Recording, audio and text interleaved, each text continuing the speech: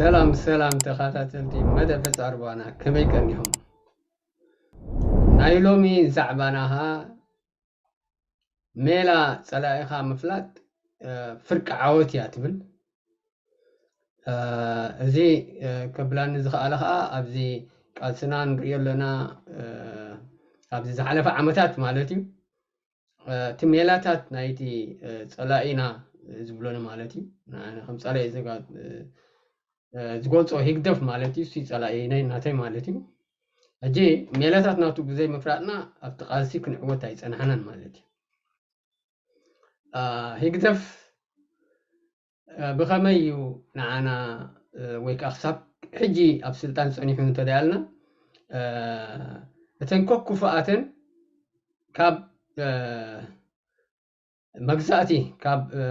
سرعتات مجزاتي إرترا وريسو نعنا خبأني جزء أنا له مالتي تكك كفاءتن كاب سرعتات مجزاتي وريسو بأنجري جزء أنا له أجي تن كوك كفاءتن تاين كنبل بابا حدا خنت يعني نام مالتي تقدامي كاب طليان زورسو يقدف تمرتي عدلات مخلقني زيغاتاتي كم تنفلتو طليان زيغاتات تمرتي اي عدل كساب رابع كفليت نيرو يقدف كا بتماساسالو مالتي نشومو ابيل ومبر كم تزيدل اي كونن مالتي نيا زيغاتاتنا نوريا مالنا كالي كابتليان تايو بيت ما سرت مسفح مالتي كابسن كل المجزاتات زخف بيت ما سرت زنبرن بزح زنبرون ناي طليان مخاني قلتي مالتي كاب انجليز على درجة مالتي كاب انجليز اسمه مسبله كم تنفلتوني ارتراغان تايو فامفليت زورجيو انا خمتنا سوزان ناسنتكم كوبكم سلازي نسوخنكم ما يتواغو انيلو توم كلهم زلو زيغاتات ناي ارترا مستليان ኮይኖም ዝዋግኡ ዝነበሩ ከዓ ኣሚኖሞ ማለት እዩ ብረቶም ሒዞም እዮም ናናብዓዶም ኮይኖም በዚ ምክንያት ከዓ ጣልያን ተሳዒሩ ማለት እዩ ስለዚ እንግሊዝ ሕጂ እቱ ምስ በለ ንኤርትራ ብዘይ ሕጊ ክመሓድራ ደልዩ ማለት እዩ ምክንያቱ ነቲ ህዝቢ ብዘይ ሕጊ ስለ ዘመሓድሮ እቲኦም ምስ ብረቶም ፋሕ ዝበሉ ስራሕ እውን ስለ ዘይነበሮም حقون زحتهم أركبوا دولهم سلزيبلهم قطتا ناب ببي دلوه باب خوينهم ناب شفتنتي ماتيم دك خبسا دك متحدكم ناب نتكاب زحاده أب شفتنت تاشو مزبل مزمات نبره أمانكم بنا عمرن أمانكو كنامان نبره بزح تزارب قداي مالتي نسمعنا بزي ماس ميديا سلزبت تقصد زلهم ناي كومو ناي بينا عمر نيروم مالتيو ناي كناماون نيروم زوم حجي كابتوم كبابي ما يسركنيم دك كنام هاب كنام ما يسركنيم دك مينا عمر كاب مينا عمر يسركنيم دك خبساون كومو كاب كبسا اي سركنيم تايدان متاعت يمدور دك خبسا كم دك متاعت كا كبسا يمدوزو كومو ها بينا عمرن كم تنفلتو كنامان قربا بتسلزخونو ننعدهم يزاماموتو حجي كاب كنامان تدازميتهم بجروب كويدم يمدزومتو توم دك مين عمر كامت يم يزومتو كم زي نيرو تي كونتات مغنياتو انجليز بزي حق سلازم حدرا مالتي ناغرنا كاب انجليز انتاي وريش يقدف نتي انجليز اتو يلو نتي زنبره هابت هاجر مالتيو كشوطوي على هنددينا قالين بساعات فابريكاتات شيطون اذا كان تايم مغباريو مستم سايلس لاسد نبره سمم ايرتران سايت خلن يامو هجي ناب ኢትዮጵያ ንኽት ጽንበርሲ ምኽኒት ክኾኑ ደልዩ ማለት እዩ ይግደፍ ኣብዚያ ንሪኦ ኣለና ማለት እዩ ተሃገር ዕኒዋ ዝነበራ ፋብሪካታት ኩለን ዓፂወን ባዶ ተሪፋ ኢሳያስን ባዕሉ መስኪሩ ማለት እዩ حجيت ناي سياس ملقت انتاي على في انترفيو زوبرو على فعمتها بقى نفسنا ينخلينا ما انا بإثيوبيا كنت صقع قبل دلي مالتي ناتو وشاوي علامة سلازلوهان تعلمون متكبر مالتي جاء كاب إنجليز كون كلا خاب هايل سلاسة تو مسبلا مجم جميرو أسلام كفلالي بأسلام كريستان بمبال بزحات نزوم ناي باركا فلاي زنبورو مالتي نقول ما تفي ومني خندي عتتات زينة براغير وني كمون نتي حزبي نمجيچاو قرب حاخلا نمقبال كوماندس تباهلو فليات إسرائيل تعلموا ገይሩ ኣንጻር ጀብሃ ኣጢዎም ነይሩ ማለት እዩ ኣብቲ ዳሕራ እግሪ እኳ ኩሎም ፈሊጦሞ ናብ ጀብሃ ድዩ ናብ ሻዕብያ ተሰሊፎም እዮም ኣብ መጀመርያ ግን ብዙሕ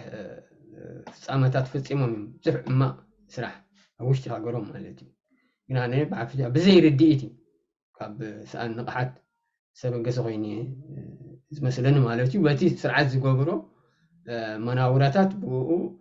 مستوعالك يقدم سلذي أنصار زيغاتاتك تلعب مالتي كومين يرتو كنتات كلا أوراجا كبلنكا فتينو مالتي نتهزمو مالتي ግን ህዝቢ ኤርትራ ንቑሒሉ ማለት እዩ ብዙሕ ክስጉም ኣይከኣለን እቲ ናይ ኣውራጃ ብፍላይ ኣብዘን ሰለስተ ኣውራጃታት ማለት እዩ ይግደፍ ከዓ እታ ቀንዲ መሳርሒት ናቱ ካብ ሜዳ ሒዙ ፍጥሪ ክበሎ ዝገበራ እንታይ እያ ነይራ ዜጋታት በብኣውራጅኦም ክፍፋል ማለት እዩ በብኣውራጃ ጌርካ ከምዚ ጣማሞቱ ንሱ ከዓ ፍትሒ ናይቲ ሽግር ኮይኑ ንምቕራብ ዝነበረ እዩ ገሊኦም ዋላ ኢንተርቪው እንተዳ ናይ ኣሕመድ ኣልቀይሲ ሰሚዕኩሞ ኣብዚ ፅቡቅ ገይሩ ቢልዎ ኣሎ ምክንያቱ ነቲኦም ናይ ንሻዕብያ ማለት እዩ ኢሳያስ ኢሎም ቅድሚ ምስባረን ማለት እዩ በዓል ኢሳያስ ዘለዎም ግን ስልፊ ናፅነት ስለ ዝነበሩ شعبيها مع الكيس اللي هو عبلن سلسيني زين تعرف مودعتا سميران دبلون نمبر تسمرت كمان سمرت هيكونني بتي كزون تو هلو ولا كم إلو هلو محمد كيسون الكيسون كم إلو هلو مالتي بحق تسمرسي بشجرنا يسمير نمبر بحق سمرس للزلنا أي كونان إلو قليس ولا حجون تاي يوم سهم ኣብቲ ናይ ከምቲ ኣሕመድ ኣልቀይሲ ዝበሎ እውን ኣብቲ ናይ ሻዕብያ ዝነበረ ሓይልታት ማለት እዩ ፀገም ነይርዎም እቲ ፀገም ከዓ ናይ ብሄር ዓይነት እዩ ነይሩ ሕጂ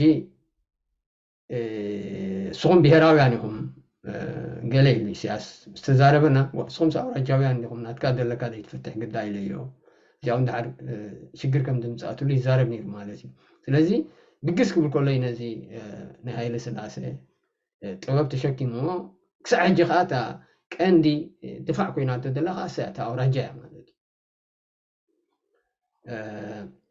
ካብ ሃይለ ስላሴ ዘን ክልተ ካብ ደርጊ ስልጣን ምስ ሓዘ እንታይ እዩ ሁሉም ለሃገር ዘመቻ ዝብል በቲ ናይ ኣምሓርኛ ቋንቋ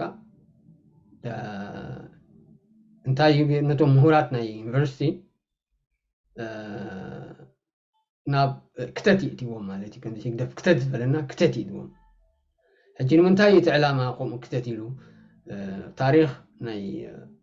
ሃይለ ስላሴ መውደቁ ምክንያት እንታይ እዩ ተዳኣልና ሃይለ ስላሴ ኣብ ኢትዮጵያ ጥሜት ነይሩ ኣብ ወሎ ይበሃል ማለት እዩ በቲ ታሪክ ዘዕልልዎ ወሎ ኣብቲ ግዜቲ ሓወቡን ኢሳያስ ኣቶ ኣብርሃም ኣብቶ ሰሎሞን ኣብርሃ እዮም ሓድራ ነይሩ ሕጂ ፅቡቅ ኣሎ ከምዚ ኢሳያስ ሓደ ግዜ ፅቡቅ ኣሎ ብል ሓደ ግዜ ሕማቅ ኣሎ ይብል ግን ሃገር በቃ ጥሜት ኣይኮንሉን እዩ ንዓመታ ገለ እዩ ዝጅሃል ተሓወቡ ከዓ ወሎ ጥሜት ከሎ ፅጋብ ከም ዘሎ እዩ ፀብፃብ ናብ ሃይለ ስላሴ ዝሕልፍ ነይሩ ማለት እዩ ከምኡ ኢሉ ዝገልፅ ነይሩ ናይ ኣጋጣሚ ጉዳይ ኮይኑ ሓንቲ ኣፍሪቃዊት ሃገር ሓደጋ ምስ ኣጋጠማ ሚልዮናት ዶላራት ከዓ ሃይለ ስላሴ ይሕግዝ ማለት እዩ እቶም ተምሃሮ ወሎ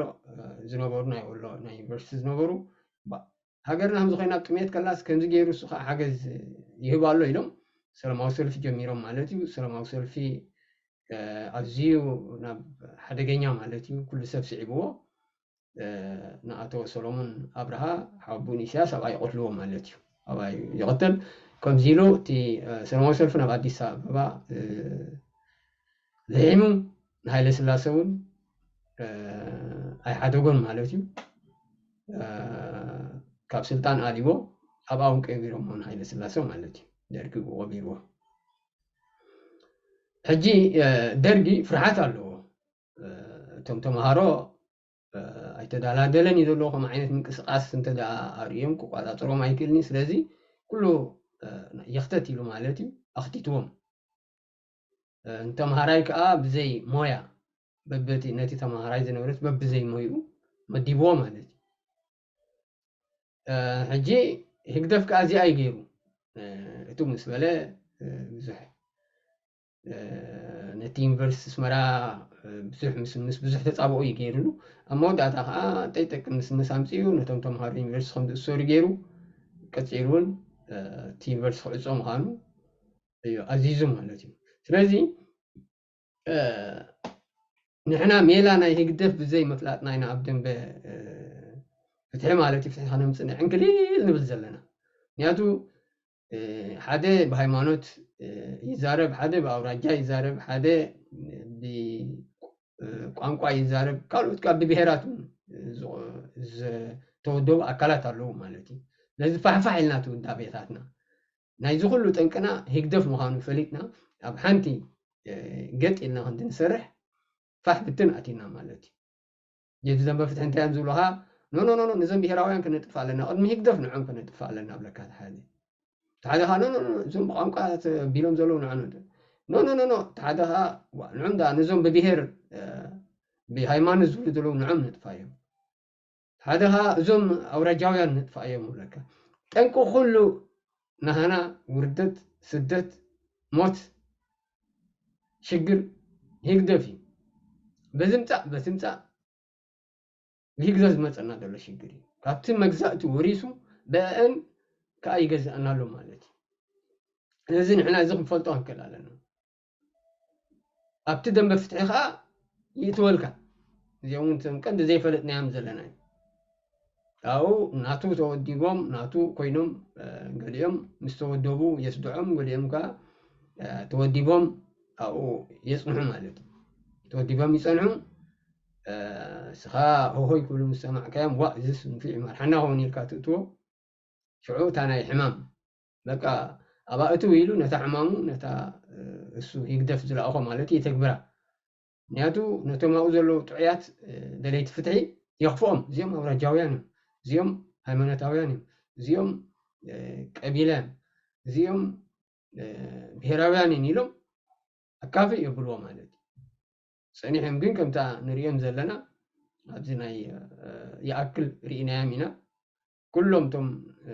ኣካያድቲ ዝነበሩ ማለት እዩ ቀስ ኢሎም ነቲ ደንበ ፍትሒ ከበላሽዎ ወይ ከፀልምዎ ጀሚሮም ሕጂ ብዚ ግዜ ዘሎ ኣበይና እንተልና ኣብ ጎኒ ህግደፍ ኮይኖም ይዛረቡ ኣለዉ ኩሎም ማለት እዩ ዳዕራ ሰውዒልና ኣለዉ ከነስተውዕሉን ኣለና ሕጂ እቲ ሜላታት ይግደፍ ክንፈልጦ ክንክእል ኣለና ሜላታት ይግደፍ ተዳ ዘይፈሊጥና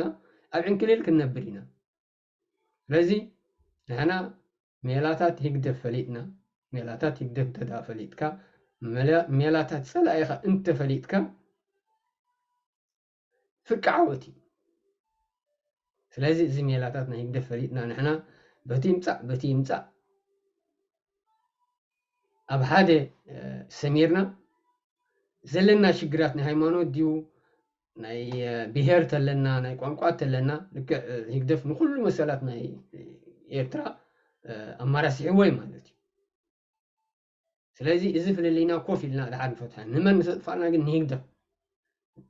ንህግደፍ ከም ቀዳማይ ፀላኢና ሒዝና እንድሕር ክንሰርሕ ዘይክእልና ክንዕወት ኣይንኽእል ኢና እሱ ከዓ ኮለል ዘብለና ዘሎ ንህግደፍ ከዓ ዕድመ ይብዎ ዘሎ ስለዚ ሜላታት ይግደፍ ንፍለጥ ፍርቂ ዓወት ስለ ዝኾነ ይቐኒየለይ ሰላም ምሸት ሰሰና እዩ